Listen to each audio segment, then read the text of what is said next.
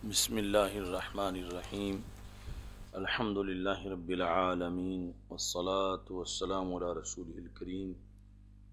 وعلی آلہ واصحابہ اجمعین۔ بنی الاسلام علی خمس شہادت اللہ الہ الا اللہ وان محمد رسول اللہ۔ خمس کے بعد جو شہادت اور ساری چیزیں بیان کی گئی ہیں یہ سب بدل ہے خمس سے، یعنی یہ 5 چیزیں ہیں۔ تو چونکہ خمس مجرور ہے تو اس بنیاد پر بعد والے سارے مجرور ہیں، یعنی پڑھیں گے شہادت اللہ الہ الا اللہ، اور شہادت آگے ساتھ لگے گا تو اس بنیاد پر پھر انا نہیں پڑھیں گے، انا محمد الرسول اللہ صلی اللہ علیہ وسلم و اقام الصلاۃ، یہ بھی خمس کا بدل ہے، و ایتاء الزکوٰۃ والحج و صوم رمضان، یہ ایک ترکیب ہے۔ دوسری یہ ہے کہ اس کو مرفوع پڑھا جائے شہادت کو، اور اس کی خبر جو ہے وہ محذوف ہو، اس کو مبتدا بنایا جائے، یا یہ ہے کہ مرفوع پڑھا جائے اس بنیاد پر کہ مبتدا معذوف ہے، یعنی احدھا شہادت اللہ الہ الا اللہ وثانیھا اقام الصلاۃ۔ اچھا جی، باقی اقامت صلاۃ جو ہے اس کا معنی ہے نماز پابندی سے پڑھنا، یعنی مطلقاً پڑھنا بھی معنی ہو سکتا ہے، لیکن مطلقاً ہے کہ کبھی کبھار پڑھنا۔ تو رب اجعلنی مقیم الصلاۃ، تو مقیم صلاۃ اصل میں اسے کہا جائے گا کہ جو پابندی سے پڑھے اور خشوع خضوع سے پڑھے، اس کے نماز پڑھنے میں کوئی کجی نہ ہو، ٹیڑھا پن نہ ہو، صحیح طریقے سے پڑھے۔ تو کچھ لوگ جو ہیں وہ خام تصوف والے، وہ کہتے ہیں کہ قرآن میں نماز قائم کرنے کا حکم آیا ہے، پڑھنے کا نہیں آیا۔ تو پڑھنا، قائم کرنا جو ہے وہ پڑھنے پر مرتب ہوتا ہے، اگر پڑھتا ہی نہیں تو پھر قائم کرنے کی منزل تک پہنچنا بڑا مشکل ہے۔ پڑھے تو پھر آہستہ آہستہ مقیم صلاۃ بنے گا۔ تو اس بنیاد پر یعنی پڑھنے کی نفی کر کے کوئی کہے کہ میں مقیم صلاۃ ہوں مگر پڑھتا نہیں ہوں، تو یہ بالکل غلط بات ہے۔ اور یہاں پر حج کو صوم رمضان پہ مقدم کیا گیا حدیث میں، والحج و صوم رمضان، ایسے ہی ہے نا سب کے نسخوں میں؟ اچھا جی، جبکہ جو مسلم شریف میں ہے اس میں حضرت عبداللہ بن عمر رضی اللہ تعالیٰ عنہ سے جو روایت کیا گیا ہے اس میں صوم حج پر مقدم ہے، اور ترتیب کے لحاظ سے بھی روزے کی فرضیت سن 2 ہجری میں ہوئی ہے اور حج کی فرضیت اس کے کافی بعد ہوئی ہے۔ تو جو مسلم میں ہے وہ ترتیب ذکری ترتیب واقعی کے مطابق ہے، اور یہاں پھر والحج و صوم رمضان واو مطلقاً جمع کے لیے ہوگا، جو کہ ترتیب پر دلالت نہیں کرے گا۔ اچھا جی، آگے باب ہے باب امور الایمان، ایمان کے مختلف کام، یعنی جو صاحب ایمان کرتا ہے۔ وقول اللہ تعالی، قول اللہ اس لیے کہ اس کا امور پر عطف ہے اور باب ساتھ لگ رہا ہے، ایک تو امور ایمان کے بارے میں ہے، دوسرا اگلی آیت کے لحاظ سے، اور پھر آگے جا کر مزید آیات کا ذکر کیا گیا قد افلح المؤمنون کے ضمن میں۔ لیکن قد افلح المؤمنون جو ہے اس کو عطف کے بغیر ذکر کیا گیا ہے، واو نہیں ہے نا اس سے پہلے، ہم المتقون کے بعد، تو واو عطف اگرچہ مذکور نہیں مگر ملحوظ ہے، یعنی تقدیری عبارت اسی طرح ہے وقول اللہ تعالی قد افلح المؤمنون۔ تو یہاں پر امور ایمان کا موضوع ہے، جو کہ امور ایمان قرآن کے اندر ذکر ہیں، جو رسول اکرم صلی اللہ علیہ وسلم نے امور ایمان بیان کیے ہیں وہ 77 سے بھی زائد ہیں۔ لیس البر ان تولوا وجوہکم، تو یہ ان تولوا وجوہکم، یہ جو خطاب ہے یہ اہل کتاب کو ہے، نہیں ہے نیکی کہ تم اے اہل کتاب اپنے چہرے پھیرو، کیونکہ جو یہود تھے وہ مغرب کی طرف منہ کر کے نماز پڑھتے تھے، یعنی بیت المقدس کی طرف، اور نصارہ جو ہیں وہ مشرق کی طرف منہ کر کے نماز پڑھتے تھے۔ اور جب رسول اکرم صلی اللہ علیہ وسلم نے مدینہ منورہ میں تحویل قبلہ کی بنیاد پر کعبے کی طرف چہرہ پھیرا تو ان دونوں فریقوں نے یہ پراپوگنڈا کیا کہ صرف قبلے کی طرف متوجہ ہونا یہی سارا دین ایمان ہے، یہی ساری نیکی ہے۔ تو اس پر یہ آیت نازل ہوئی لیس البر ان تولوا وجوہکم، ان تولوا، ان نے فعل کو مصدر بنا دیا ہے اور وہ اسم ہے لیسا کا،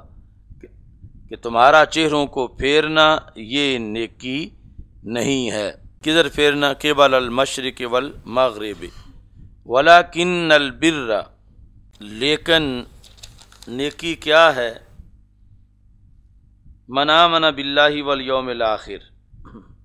تو اب سوال پیدا ہوتا ہے کہ من ذات ہے اور بر جو ہے وہ محض مصدر ہے، اور مصدر وصف ہے، تو محض وصف کا حمل ذات پہ درست نہیں ہوتا۔ یعنی جس طرح ہم کہتے ہیں کہ زید کاتب، یہ تو ٹھیک ہے، لیکن کہیں زید کتابۃ، اگر حمل مبالغۃ نہ ہو تو یہ ہوگا کہ زید لکھنا ہے، زید پڑھنا ہے، حالانکہ زید لکھنے والا ہے اور پڑھنے والا ہے۔ لکھنا ہے یہ مصدر ہے، یعنی لکھنے کا عمل، یا پھر اٹک والوں کی بولی کے اندر زید لکھنا ہے، کھانا ہے، تو مطلب یہ ہے کہ لکھنے والا ہے۔ ادھر کی بولی کا بیٹھا ہوا ہے کوئی جو اس طرح بولتے ہیں، یعنی تا کی جگہ نون بولتے ہیں، لکھتا ہے کی جگہ لکھنا ہے۔ اچھا جی، تو اس کا جواب یہ ہے کہ لیکن البر، یا تو برہ میں تعویل ہے یا پھر آگے تعویل ہے۔ برہ بمعنی بار ہے، لیکن البار، لیکن نیکی کرنے والا وہ ہے جو ایمان لایا ہے۔ تو بار کی بنیاد پر یہ اب حمل صحیح ہوگا کہ بر بھی محض وصف نہیں بلکہ ذات مال وصف ہے۔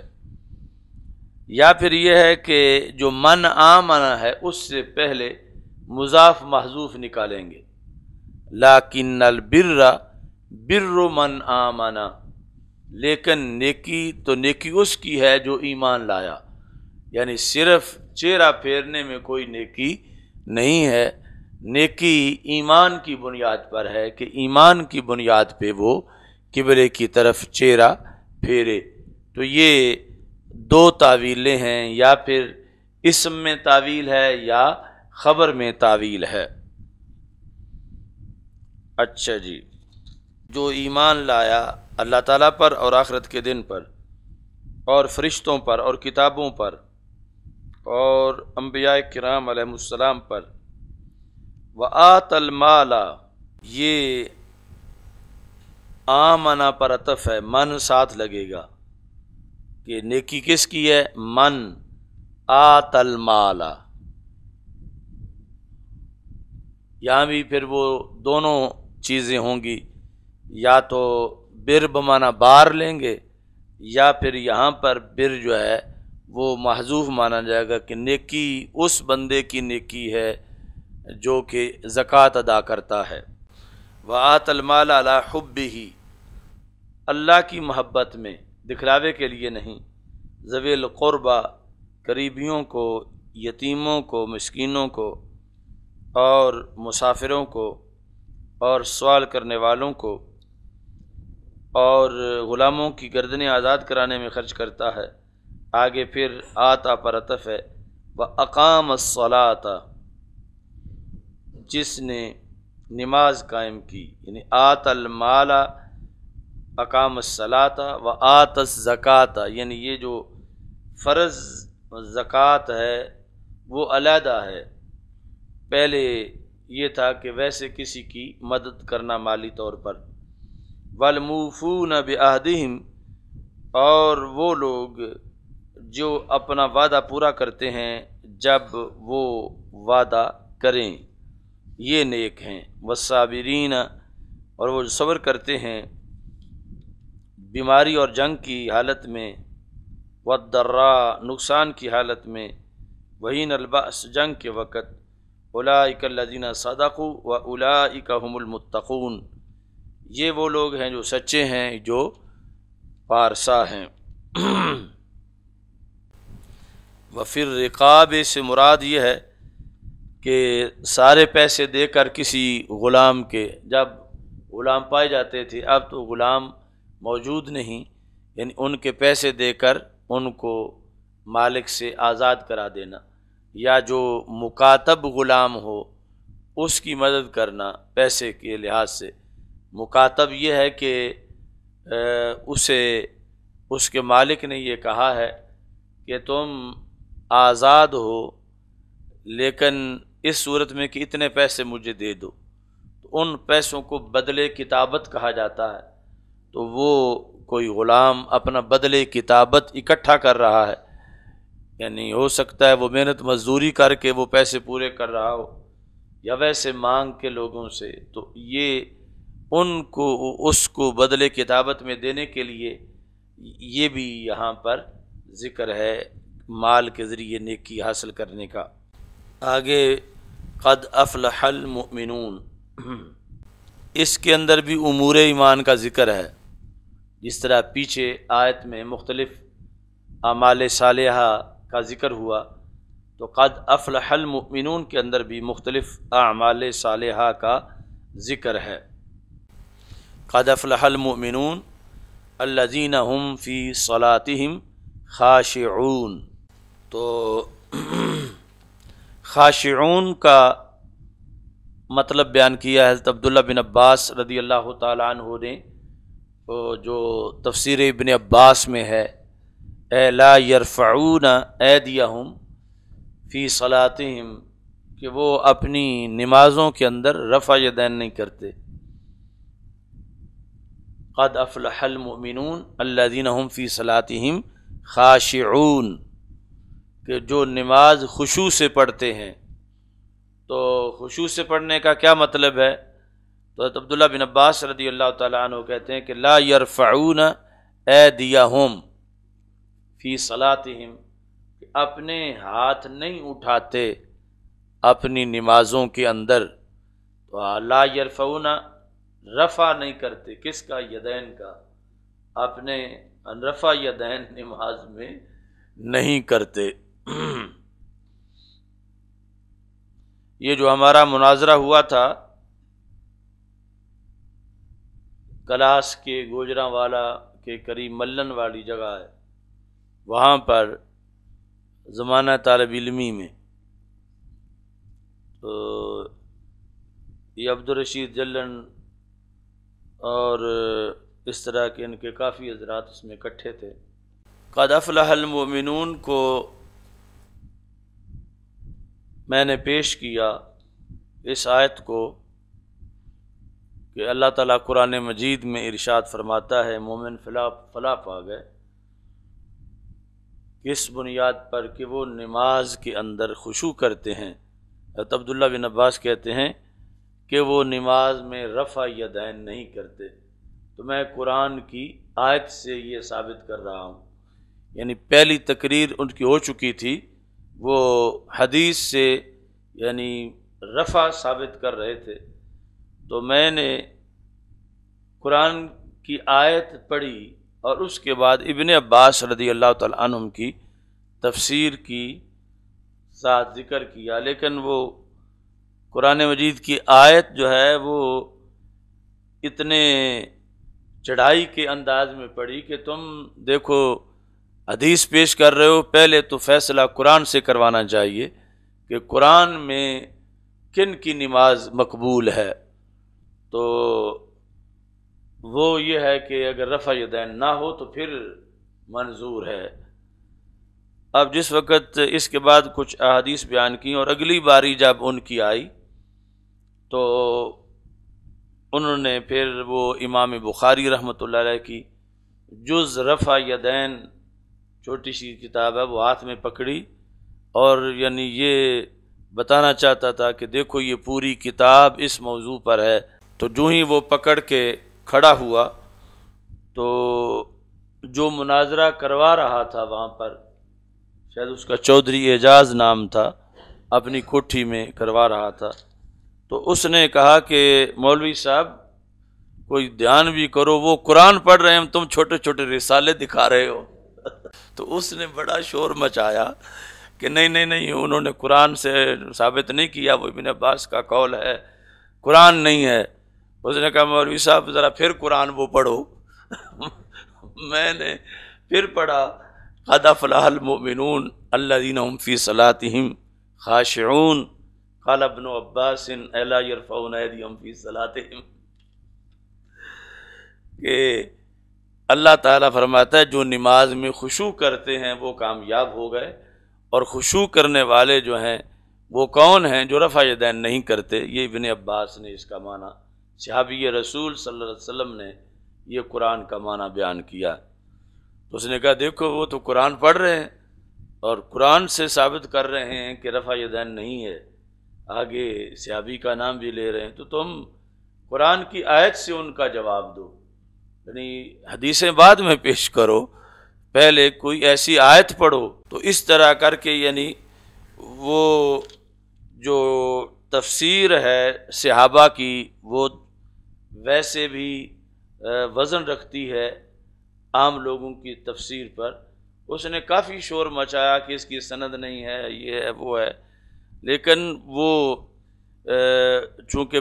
پہلے میں اس کو اچھی طرح بیان کر چکا تھا تو وہ میری جگہ وہی سارے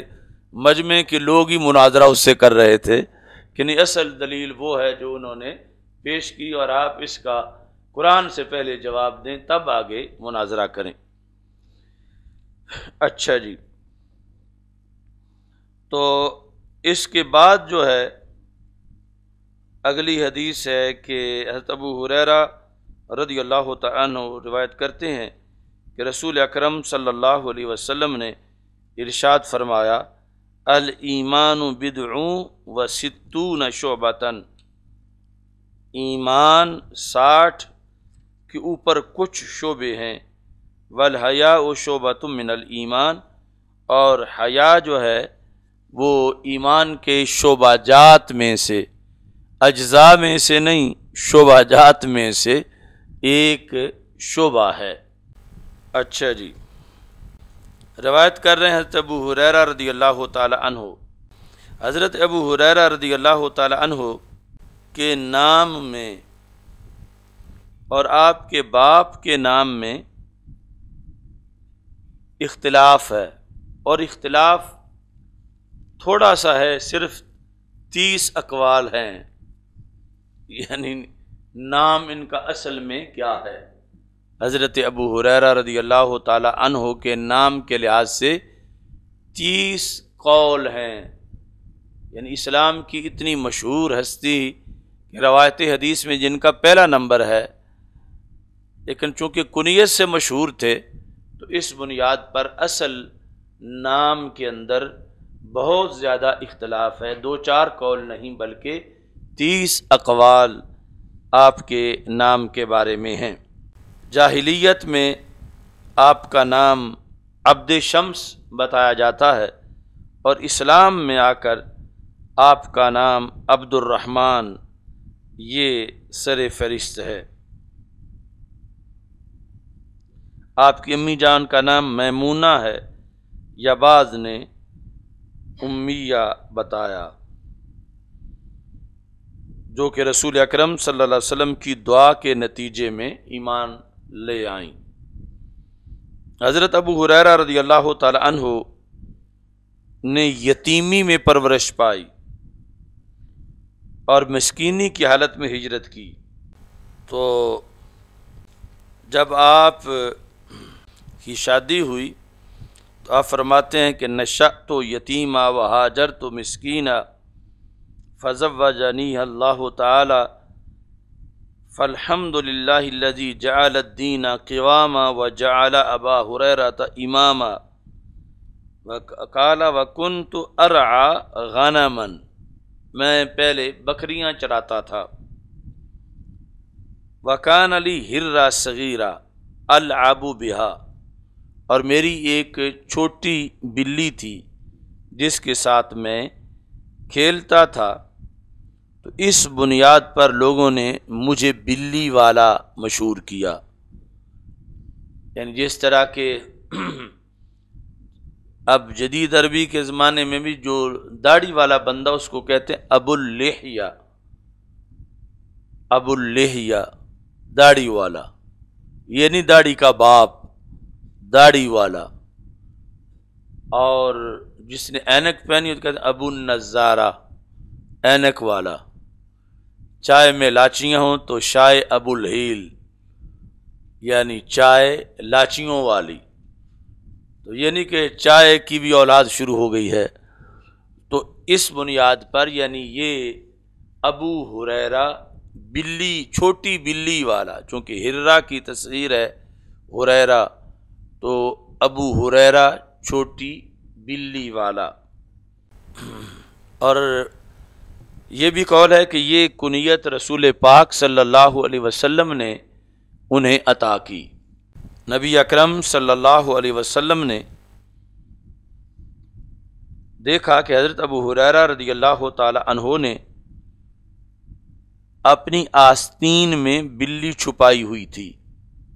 تو آپ نے فرمایا یا ابا ہریرہ، تو اس بنیاد پر پھر ابو ہریرہ ہی مشہور ہو گئے، جس طرح کہ حضرت مولا علی رضی اللہ تعالیٰ عنہ کو یا ابا تراب کہا، تو پھر ابو تراب جو ہے وہ کنیت مشہور ہو گئی، جس کو مولا علی رضی اللہ تعالی عنہ بہت پسند کرتے تھے۔ اور ابو تراب کے ساتھ ذکر کرنا حضرت امیر معاویہ رضی اللہ تعالی عنہ کا، اس کو کچھ لوگوں نے معاذ اللہ گالی قرار دیا کہ حضرت امیر معاویہ رضی اللہ تعالی عنہ مولا علی رضی اللہ تعالیٰ عنہ کو گالی دے رہے ہیں، حالانکہ ابو تراب یہ حضرت مولا علی رضی اللہ تعالیٰ عنہ کا اپنا پسندیدہ وصف وہ شمار کرتے تھے، اور اس کو ذکر کرنا یہ ہرگز کوئی گالی نہیں ہے، جس طرح کہ عبد الرحمن کو ابو ہریرہ کہنا یہ کوئی گالی نہیں ہے۔ اچھا جی، تو بالاجماع روایت حدیث میں ان کا پہلا نمبر ہے کہ آپ نے 5000 حدیثیں روایت کیں، 5374۔ یہ آگے بخاری شریف میں یہ آئے گا کہ اس کی وجہ کیا ہے کہ یہ زیادہ احادیث انہوں نے کیوں روایت کی ہیں۔ تو خود آپ نے جواب دیا کہ لوگ کہتے ہیں اکثر ابو ہریرہ تھا، کہ ابو ہریرہ رضی اللہ تعالیٰ عنہ نے زیادہ حدیثیں بیان کی، تو آپ نے فرمایا کہ اصل میں بات یہ ہے کہ جو انصار ہیں وہ دن کے وقت اپنی دکانوں پہ چلے جاتے ہیں، اور مہاجرین زراعت کے لیے ڈیروں پہ چلے جاتے ہیں، اور ابو ہریرہ یہاں رسول پاک صلی اللہ علیہ وسلم کے پاس ہی بیٹھا رہتا ہے۔ تو اس بنیاد پر جب وہ غائب ہوتے ہیں میں حاضر ہوتا ہوں، اور میں اس بنیاد پہ زیادہ حدیثیں روایت کرتا ہوں۔ یہ آگے بخاری شریف میں خود انہوں نے اس بات کی وضاحت کی کہ زیادہ حدیثیں کیوں روایت کرتے ہیں۔ باقی یہ خصوصی طور پر جو حافظے کی گٹھڑی رسول اکرم صلی اللہ علیہ وسلم نے ان کو عطا کی تھی، تو اس کا یہ فیض تھا کہ چند سالوں میں انہوں نے بعد میں آ کر پہلوں سے روایت حدیث میں پہلا نمبر حاصل کر لیا۔ یعنی یہ 7 ہجری میں انہوں نے کلمہ پڑھا، 7 8 9 10، تو اتنے وقت کے اندر یعنی رسول اکرم صلی اللہ علیہ وسلم کی نبوت کے اعلان کے بعد کی 23 سالہ زندگی کے اندر انہوں نے تقریباً 3 سال پائے کلمہ پڑھ کے، مگر پہلی پوزیشن حاصل کی روایت حدیث کے لحاظ سے۔ اور وہ فیض ہے جو آگے بخاری میں حدیث آئے گی کہ نبی اکرم صلی اللہ علیہ وسلم نے چلو بھر کر چادر پہ ڈالا اور کہا کہ ابو ہریرہ آپ اس کو اپنے سینے سے لگا لیں، تو کہتے ہیں کہ پھر میں کوئی چیز بھولا نہیں ہوں، جو بھی میں سنتا تھا وہ یاد کر لیتا تھا۔ یہ 14 صدیوں تک تو ان کا نمبر پہلا ہی رہا ہے، اب آ کے طاہر القادری نے ان کو دوسرے نمبر پہ کر دیا ہے۔ 14 صدیوں کا لٹریچر جو ہے وہ یہی ہے کہ انہوں نے سب سے زیادہ حدیثیں روایت کی ہیں۔ ابھی 3-4 سال پہلے طاہر القادری نے یعنی کچھ ایسی احادیث وہ کہیں سے فلائنگ طریقے سے لے کے آ گیا ہے امت کی 14 صدیوں کی اوپر سے، کہ اس نے کہا کہ مولا علی رضی اللہ تعالیٰ عنہ سب سے بڑے راوی ہیں اور انہوں نے اتنے ہزار حدیثیں روایت کی ہیں، جبکہ جتنے جرح و تعدیل کے امام ہیں 14 صدیوں کے اندر وہ خلفائے راشدین کی تھوڑی تھوڑی حدیثیں روایت کرتے ہیں، یعنی وہ 700-800 بھی نہیں ہیں کسی کی، بلکہ اس سے کم ہیں جو روایت کی انہوں نے۔ اور یہ ان کی کوئی شان کی کمی نہیں، بلکہ ان کا اپنی حیثیت کے اندر احتیاط کا جذبہ ہے، جو اپنے منصب کے پیش نظر انہوں نے اس کو زیادہ پیش نظر رکھا اور احتیاط سے یعنی کم حدیثیں روایت کی، کہ پورا سفر جس نے ساتھ کیا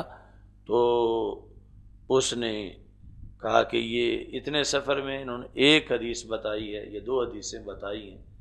جبکہ یہ نہیں کہ انہیں آتی نہیں تھی، لیکن روایت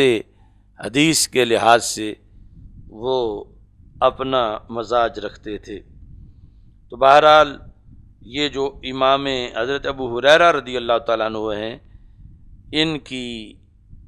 5374 حدیثیں ہیں، جن میں سے بخاری مسلم دونوں نے جن پر اتفاق کیا ہے کہ دونوں نے ذکر کی ہیں وہ 325 ہیں، اور امام بخاری نے جو علیحدہ ذکر کی ہیں وہ 93 ہیں، اور مسلم نے جو علیحدہ ذکر کی ہیں وہ 190 ہیں۔ 800 سے زائد محدثین حضرت ابو ہریرہ کے ڈائریکٹ شاگرد ہیں کہ جنہوں نے آپ سے حدیثیں روایت کیں، اور آپ سے روایت کرنے والوں میں حضرت عبداللہ بن عباس، حضرت جابر، حضرت انس رضی اللہ تعالی عنہم، اس طرح کی شخصیات جو ہیں وہ موجود ہیں۔ 59 ہجری میں مدینہ منورہ میں آپ کا وصال ہوا اور جنت البقیع میں آپ کی تدفین ہوئی۔ اس وقت آپ کی 78 سال عمر تھی۔ باقی کچھ لوگ اسقلان کے قریب بھی آپ کی قبر بتاتے ہیں، اس کی کوئی اصل نہیں۔ حضرت ابو ہریرہ رضی اللہ تعالی عنہ افراد صحابہ میں سے ہیں، یعنی افراد صحابہ میں سے وہ فرد منفرد کے معنی میں کہ آپ کے سوا کسی اور کی یہ کنیت نہیں تھی۔ مثلا ابو عبد الرحمن ہے، ابو عبداللہ ہے، اس طرح کر کے وہ تمہیں 30 40 صحابہ کی کنیت اس طرح ملے گی، لیکن ابو ہریرہ ایک ہی ہیں اور کسی کی یہ کنیت نہیں ہے۔ باقی روافض کو ان پر بہت غصہ ہے، حضرت ابو ہریرہ رضی اللہ تعالی عنہ پر، چونکہ روافض کی دھاندلی میں یہ رکاوٹ ہیں کہ وہ جو اپنا گھڑا ہوا دین اماموں کی طرف منسوب کرنا چاہتے ہیں، رسول پاک صلی اللہ علیہ وسلم کی طرف منسوب کرنا چاہتے ہیں، تو آگے ڈنڈا لے کے کھڑے ہیں حضرت ابو ہریرہ رضی اللہ تعالی عنہ، جو کہ کہتے ہیں کہ اس طرح نہیں، بات اس طرح ہے جو میں نے رسول اکرم صلی اللہ علیہ وسلم سے سنی ہے۔ لفظ بدع یہ 2 سے لے کر 10 تک بولا جاتا ہے، 2 سے 10 تک کے درمیان، اور ایسے ہی 12 سے 20 کے درمیان بدعۃ عشر۔ اچھا جی، تو اب جب بدعوں و ستون، تو اب یہاں 70 مراد نہیں لے سکتے، 60 سے اوپر یعنی 59 69 تک جب وہ جا سکتے ہیں، یہ لفظ بدع کا تقاضا ہے۔ حضرت ابو ہریرہ رضی اللہ تعالیٰ عنہ کہتے ہیں کہ رسول اکرم صلی اللہ علیہ وسلم نے ارشاد فرمایا کہ ایمان کے 60 کے اوپر چند شعبہ جات ہیں، اور حیا ان شعبہ جات میں سے ایک ہے۔ ابن حجر اسقلانی جو ہے انہوں نے بدع کے بارے میں یہ کہا ما بین الثلاث الی التسع، 3 سے 9 کے درمیان، اور بعض نے کہا ہے کہ 3 سے لے کر 10 تک، یعنی 10 کے درمیان۔ تو حیا کے یہ شعبہ جات ہیں، اور خصوصی طور پر یعنی جو تخصیص کی گئی ہے وہ ایمان کی گئی ہے کہ ایمان حیا کا ایک شعبہ ہے، اس کی عظمت کے پیش نظر اس کو علیحدہ ذکر کیا گیا ہے۔ چلو، الحمدللہ رب العالمین والعاقبۃ للمتقین والصلاۃ والسلام علی رسولہ الکریم، اللہم صلی امت محمد صلی اللہ علیہ وسلم، اللہم ارحم امت محمد صلی اللہ علیہ وسلم، اللہم فرج عن امت محمد صلی اللہ علیہ وسلم، وصلی اللہ تعالی علی حبیبہ خیر خلقہ سیدنا محمد